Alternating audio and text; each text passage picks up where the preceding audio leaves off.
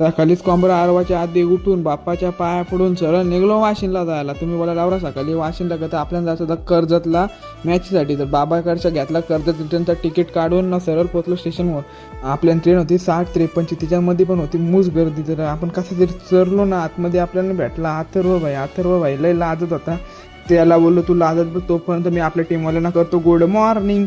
तर good morning करता करता आपली लागली होती कर्जत ट्रेन. तसंच चढलो ना, तसंच कर्जतला पोचून इकोमध्ये बसलो ना, तसाच ग्राउंडवर आलो तर आपल्या चिन्मयने घेतली लगेच प्रॅक्टिस करा डिस्क्या आवडू. तेवढ्यात आपली मॅच पण लागली आणि कॅच सोडली. हो माझ्या मते रात्रीचे मूस जागत होता, पण आता जाऊन तर काय बोलू शकतो. तशीच आपण ती पहिला मॅच जिंकलो.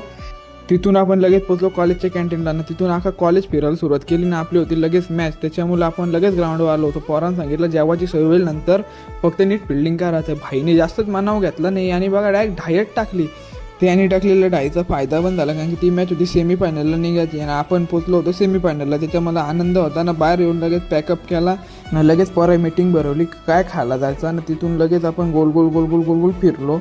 फिरता आली चक्कर, पण जाऊन तर काय करायचं हो घन चक्कर बघा कसं झोपले.